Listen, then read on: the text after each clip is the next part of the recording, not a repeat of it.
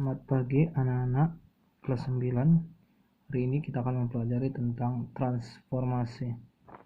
Yang pertama, ada jenis-jenis dari transformasi, yaitu refleksi atau pencerminan. Kedua, translasi atau pergeseran. Ketiga, rotasi atau perputaran.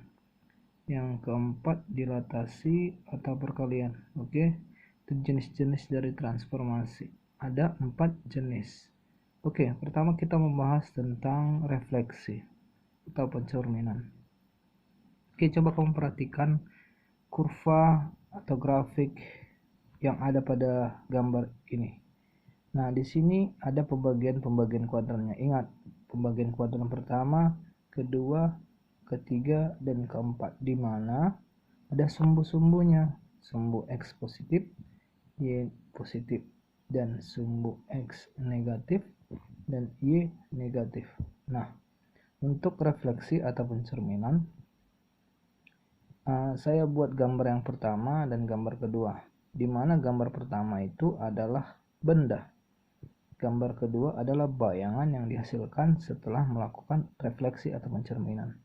Oke, perhatikan dari kesimpulan gambar itu berikut ini. Nah, gambar pertama adalah benda, gambar kedua adalah bayangan. Oke, dengan sumbu sumbu Y positif adalah sumbu cerminnya, ya, dimana dengan A berada pada titik minus 4,2 minus 4,2, dimana X nya minus 4, Y nya 2. Oke, refleksi terhadap A bayangan yaitu 4,2 atau X nya 4, Y nya 2. Oke, kira-kira seperti itu. Nah, lalu yang bagian B nya B minus 4,7 minus 4 minus 4,7 direfleksikan B atau B bayangan 4,7 yang C untuk bendanya minus 8,7, X nya adalah minus 8, Y nya 7, ya. Refleksi terhadap C bayangannya yaitu 8,7. Oke, lalu yang untuk bendanya D minus 8,2, X nya minus 8, Y nya 2, direfleksikan terhadap D bayangannya yaitu 8,2. Nah, kira-kira seperti itulah contoh dari refleksi atau pencerminan. Nah, coba jikalau ada seseorang yang bercermin, bendanya adalah kamu, maka hasil bayangannya adalah kamu juga, tidak mungkin orang lain. Sama halnya seperti ini, jikalau bendanya yang pertama adalah persegi panjang atau bentuknya seperti ini, ya, maka hasilnya adalah juga seperti bendanya itu. Kira-kira seperti itulah tentang pencerminan atau refleksi, ya. Kalau di sini segitiga, bendanya, bayangannya pun segitiga. Kalau di sini persegi, maka pun bayangannya persegi. Kalau di sini lingkaran, maka bayangannya lingkaran. Besar, bentuk itu sama untuk refleksi atau pencerminan. Kira-kira seperti itu. Dan jikalau sumbu Y positif adalah sumbu cermin, bentukannya seperti ini.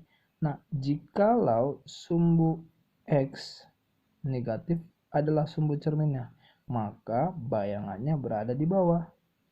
Nah, jikalau sumbu X positif adalah sumbu cerminnya, bendanya yang ini, maka bayangannya adalah di bawah. Nah, untuk sumbu cerminnya adalah sumbu Y negatif, jika bendanya di sini, maka bayangannya di sini, atau kebalikannya, jika bendanya di sini, bayangannya di sini. Kira-kira seperti itu, ya. Kamu harus tahu fungsi atau guna dari kuadran 1, 2, 3, 4 menandakan di mana sumbu X positif, Y positif atau X negatif atau Y negatif. Kira-kira seperti itu penjelasan tentang refleksi atau pencerminan. Nah, coba kamu lihat soal yang ada di sini. Untuk soal nomor 1, titik atau benda berada di -2,3. Jika direfleksikan terhadap sumbu Y, maka sumbu Y-nya di sini dikatakan sumbu Y, ya. Sumbu Y, maka berada bayangannya mana? Kira-kira seperti itu. 2 dan 3, ya. Maka nanti hasilnya adalah, coba kita buat titik A ini -2,3. Yuk, -2,3, maka kira-kira di sini, ya. Maka dia di sumbu Y, maka ini di sini bendanya, maka titik bayangannya ada di sini juga, maka dia bayangannya adalah 2,3. Coba kamu lihat pilihannya mana yang 2,3. Maka jawabannya adalah C. Kira-kira seperti itu contoh soal yang ada pada buku ini. Nah, coba kamu perhatikan dari soal nomor 2. Bayangan dari titik M, maka M ini adalah bendanya, -5,3 jika direfleksikan terhadap sumbu X. Nah, yang di atas sumbu Y, yang ini sumbu X. Ayo kita buat. -5,3 -5, soalnya -5, maka gambarnya adalah -5, kira-kira di sini, ya. Di sini untuk titik M-nya itu -5, ya. Maka dia terhadap sumbu X. Nah, sumbu X otomatis di atasnya, maka dia di sini adalah, coba perhatikan 3, maka dia di sini 3, ini tarik lurus 3. Nah, kira-kira seperti ini. Maka M bayangannya berada di sini, yaitu adalah -5, +3. Maka ini saya tulis adalah -5,3, ya. Ini hasilnya, coba kamu perhatikan, -5,3, maka jawabannya adalah A, ya. Jawabannya adalah dari 2 contoh yang saya sudah kerjakan, ya. Yang dari 2 contoh yang saya kerjakan, saya harapkan kamu paham. Nah, kira-kira seperti itu. Nah, kamu coba lanjutkan soal untuk kamu kerjakan, ya, di nomor, nah coba saya cari, ya.